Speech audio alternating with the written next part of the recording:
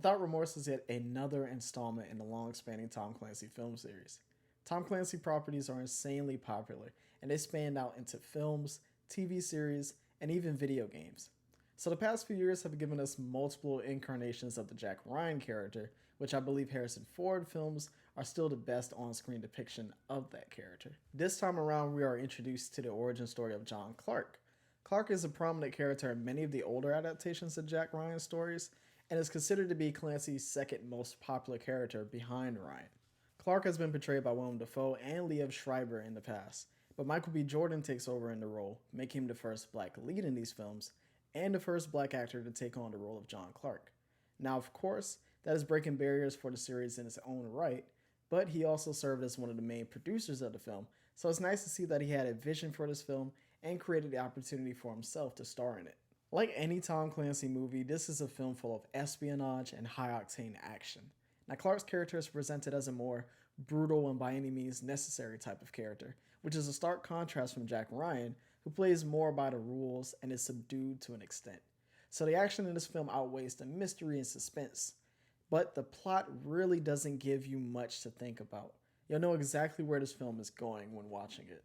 The story centers around Clark trying to avenge the murder of his pregnant wife Pam, played by Lauren London, who returns to acting in this film after taking a short hiatus following the death of Nipsey Hussle, whose music is prominent in the promotional material for this film as well. As time goes on, Clark and his crew unveil a larger conspiracy between the United States and everyone's favorite movie enemy, Russia. The cast is rounded out by Jodie Turner-Smith as the squad leader, Jamie Bell, and Guy Pearce, who of course plays the most Guy Pearce villain he could. It's kind of his thing at this point, and you know exactly what I'm talking about if you've seen him in any movie in the past. But it's a stellar cast. With that being said, the acting does take a tremendous backseat here. Now, I wouldn't say that it's bad, but it isn't anything to really write home about. Now, I know a lot of people have been criticizing it, but for this type of film, the acting is serviceable. You don't watch a film like this for amazing acting per se. You watch it for the thrills and the action, and on that front, this film pretty much delivers. Now, Jordan is excellent in the role, and he did his own stunts for this film, which is becoming a trademark for him of sorts. He's probably one of the most physically demanding actors of our time, seeing how he's been able to just transform his body for roles in Creed, Black Panther, and now Without Remorse. He's proven that he's willing to put his body through pressure in order to service a story, and I feel like he should be commended for that. We've seen actors like Hugh Jackman get praised for transforming their body, for Wolverine over the past 20 years.